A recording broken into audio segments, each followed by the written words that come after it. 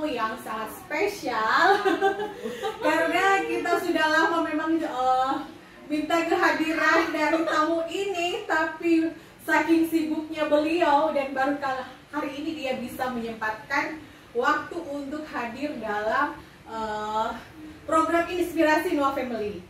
Ya, saya perkenalkan langsung Dr. Mareike Kulan. Hai. Ya, ketemu. Oh iya, halo Dokter Keke. Ya, panggilan sayang-sayang ya, Dokter Keke. Ya. Gimana Dokter Keke? Apa kabar? Halo sahabat Noah Family. Ya, kabar baik ya, senang ya diundang khusus ke dapur rekamannya.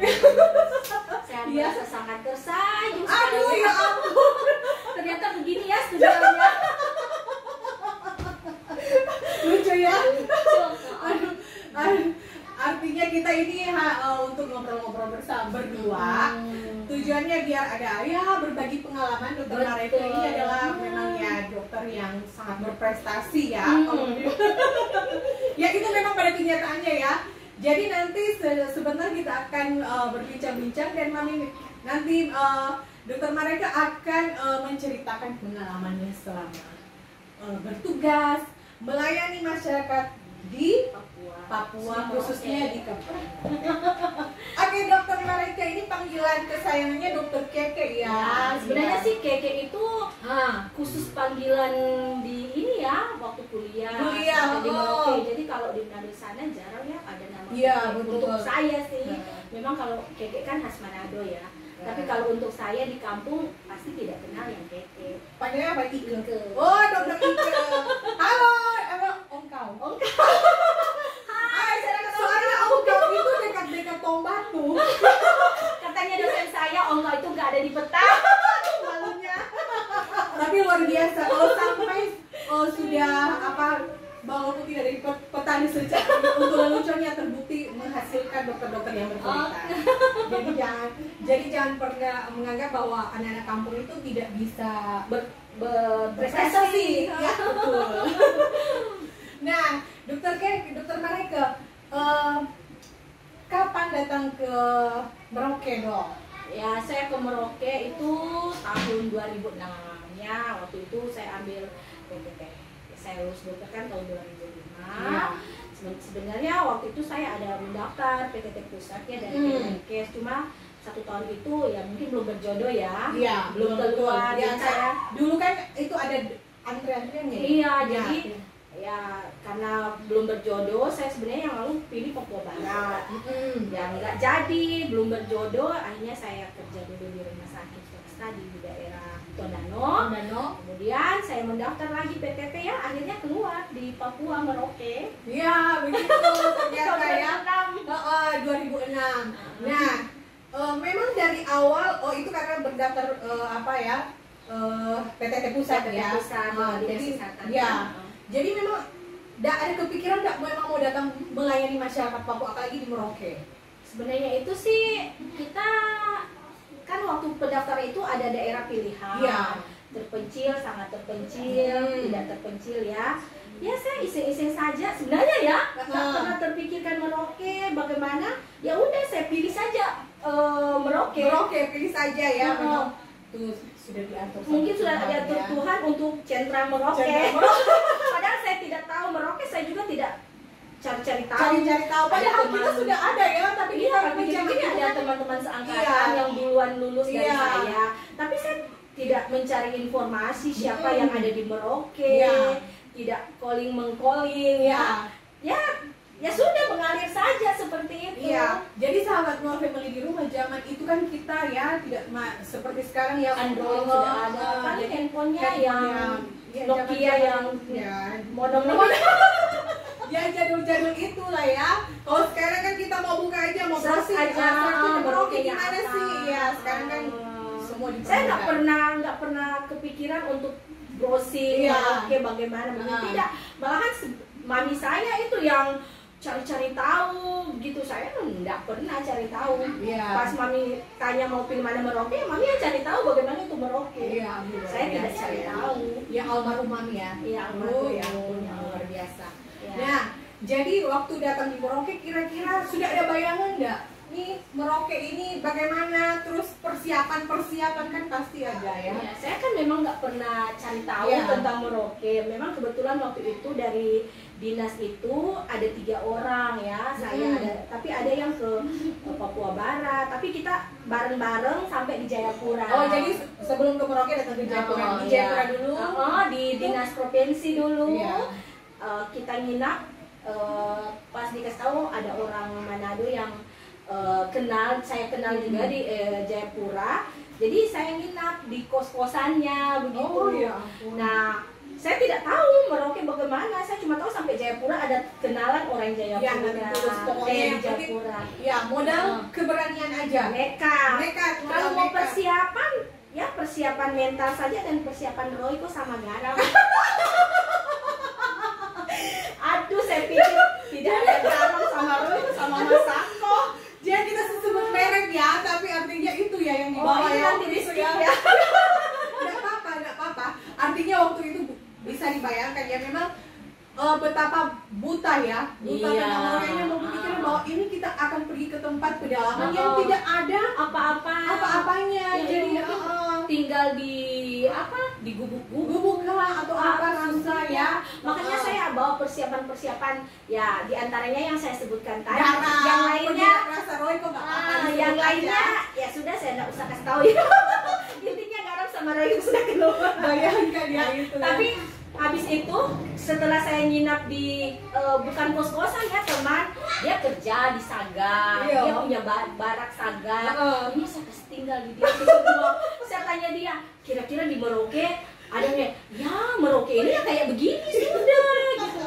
Akhirnya semua yang saya bawa saya kasih tinggal. Daripada full bagasi.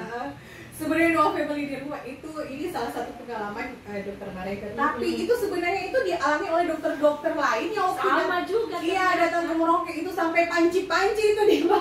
Teman saya juga saya tahu kan, teman satu PTT saya. Tapi dia ke tempat yang lain, ketemunya di Merauke. Cobekan di bawah. Ikan kaleng. Mau bikin dabu-dabu dah, udah ada. Itu dokter Natalia juga. Dokter Natalia di Kimau juga begitu, sampai itu apa pokoknya sampai maling itu ya, kita sebut merek saja ya, makanan kaleng itu dibawa. Ternyata dia pergi ke Kimau itu semua. Sempat juga dijual loh, kan kita di barak rumah sakit, kita kan sama-sama di situ. Sempat dia sebagian dijual karena full bagasi. Karena naik pesawat kan terbatas bagasi, jadi sebagian tuh dijual, tapi kita mau beli juga gimana? Nanti kita juga full bagasi. Jadi itu sepenggal cerita waktu persiapan. Cerita lucu, tapi itu kenyataannya yang dialami ya dokter Mareka. Dan ternyata ya sepolos itu, dan untuk datang demi untuk melayani di Papua. Nah, Dok, jadi setelah datang di Merauke, kesan pertama bagaimana? Kesan pertama saya langsung, loh memang benar ya Merauke itu nggak seperti di bayangan saya. Kayak kita mungkin pedalaman sekali, rumah-rumahnya mungkin dari atap-atap Honai mungkin lah ya, kayak Honai sekarang ya, karena kita sudah di sini, kita sudah tahu Honai, bevak seperti itu. Jadi ternyata Merauke ini sudah maju ternyata. Saya memang tidak pernah mencari tahu tentang Merauke itu seperti apa. Cuma dengar orang di Papua itu kok masih primitif gitu. Ternyata memang yang keluar di TV itu kan memang wartawan suka meliput yang primitif itu kan. Jadi karena itu kan berita-berita yang wow. Tapi setelah datang di Merauke, ya ternyata sudah ada pembangunan. Memang tidak semaju sekarang, tetapi ya minimal perpekuan transportasinya lancar, angkot, tempat belanja, supermarket ada. Jadi saya pas turun, tidak ada yang perlu dikhawatirkan gitu. Jadi komunikasi pasti yang paling utama. Saya berpikir harus ada komunikasi dengan orang tua di kampung. Intinya setelah saya tahu bisa komunikasi, ya sudah, yang lain kalau saya lihat aman gitu. Dok, jadi dari 2005 ya? 2006. Dari 2006, bayangkan itu sudah berapa tahun? Awal 2006 ya, sekitar bulan Maret. Iya ya. Nah, dari itu pertama kali bertugas di mana, Dok? Ini Di kan Dokter Marika ini perjalanannya karena sudah lama, bayangkan dari 2006, jadi perjalanannya kan otomatis sudah lama panjang. ya. Jadi otomatis ya hampir sebagian besar masyarakat Merauke ya sudah mengenal, ya kan? Apalagi dengar-dengar di RRI mungkin, walaupun di kampung-kampung kan suara pasti tembus. Nah, jadi awalnya di mana, Dok? Jadi awalnya tahun 2006 itu saya di Ulilin. Bertugas di Ulilin. Dan sementara di Ulilin, di kampung di sampingnya itu kan Bupul ya. Bupul mereka tiga serangkai Bupul Muti Ulilin. Dokter, kepala puskesmas sama dokter fungsionalnya cuti menikah. Akhirnya saya ditempatkan di Bupul sekitar 2 bulan. Setelah yang menikah waktu itu siapa? Dokter Feki dengan kampusnya Dokter Francis Kalumi. Halo Kak Cika. Dokter Feki sekarang sudah spesialis jantung pembuluh darah. darah. Luar biasa. Saya itu bertemu di Bupul. Oh, bukan rahasia. Lanjut, Dok. Nah, jadi setelah itu di Bupul sekitar 2 bulan. Setelah kedua dokter datang, saya kembali ke Ulilin. Nah, waktu di Ulilin, tiba-tiba kepala dinas panggil, menghadap kepala dinas dan bilang, Dokter Mariko ke Kimam.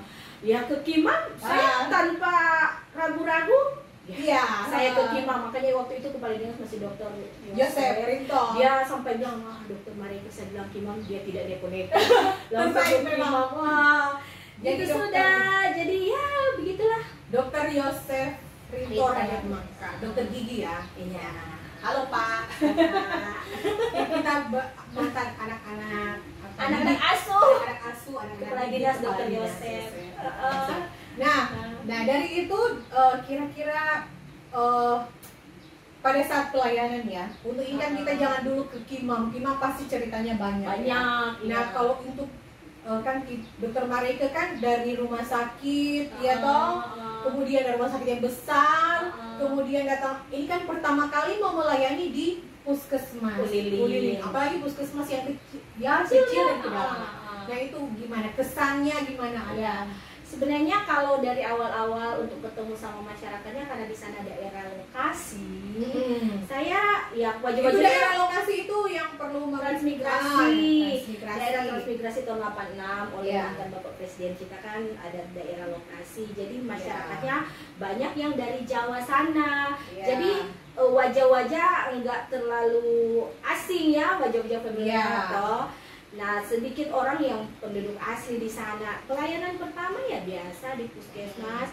Tahu nggak? Saya minggu-minggu pertama saya kena malaria. Sama, saya juga pernah. Saya juga awalnya gitu. Saya hampir 2 minggu itu sakit. Setiap malam menggigil. Saya lihat di kaca. Wow. Anemia. Dokter kepala pusat bilang kalau tidak sembuh-sembuh rujuk. Aduh saya takut mau dirujuk gitu, tidak ada keluarga. Tapi ya setelah dikasih pengobatan dulu langsung disuntik, sudah minum obat tablet, sembuh langsung disuntik atas sunat. Aduh luar biasa. Dokter Elva terima kasih. Oh iya Dokter Elva. Kan harus suntik bokong kiri, bokong kanan, masih di bokong kiri. Saya sudah tidak demam dan waktu itu saya pakai aktes sunat untuk memberikan terapi pada masyarakat yang kena malaria. Nah, ya pelayanan seperti biasa ya, seputaran batuk pilek, darah tinggi, itu saja sih.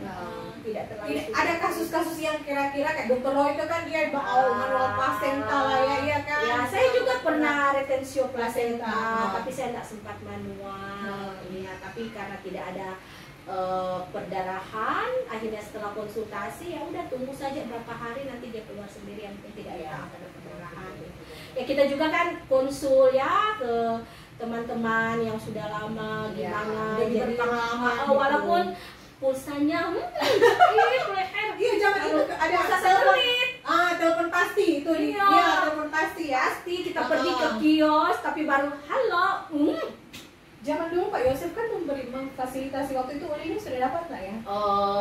2006 itu kayaknya belum ya. Tapi waktu itu sempat ada telepon puskesmas, ada tapi awal-awal sih tidak. Jadi kita harus pergi ke kios. Tapi saya waktu masih di sana kan 6 bulan di sana itu sudah ada. Dokter Yosef itu semua disiapkan. Luar biasa. Iya. Jadi memang kita waktu itu rumah dokter disiapkan telepon pasti. Jadi memang akses kita misalnya untuk ada laporan bisa langsung lewat telepon pasti. Iya, dan memang kepala dinas itu dia setting benar-benar supaya kita di pedalaman itu betah, nyaman. Artinya ya, walaupun awalnya itu belum ada itu ya. Awalnya itu saya datang itu kita masih pakai SSB radio. Jadi kalau kita curhat, kalau kita curhat satu Murofi.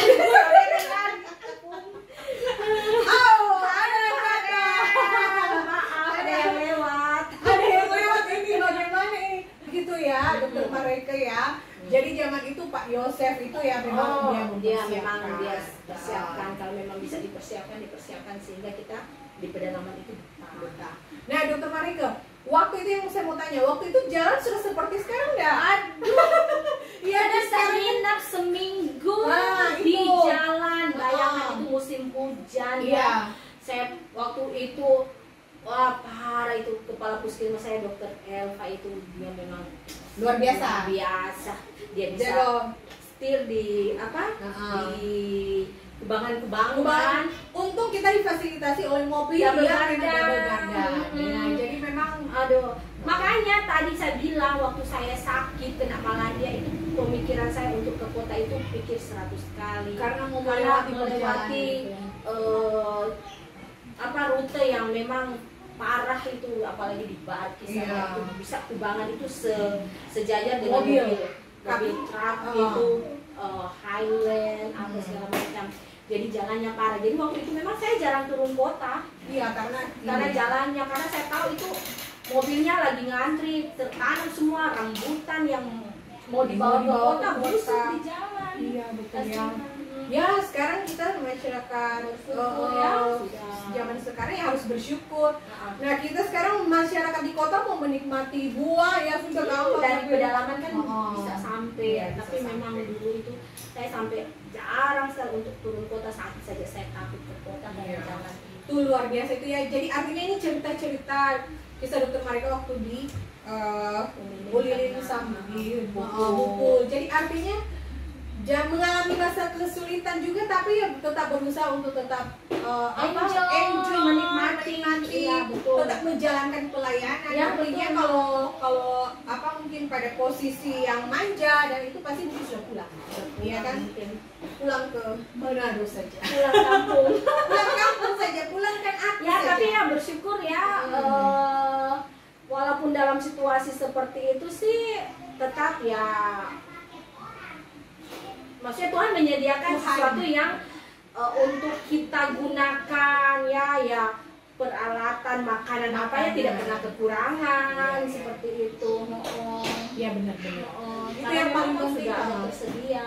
Memang dari awal itu Tuhan sudah menunjukkan untuk pilih Merauke ya sudah. Dia sudah atur semua sedemikian rupa. Event organizer yang paling top sudah. Nah, Dok.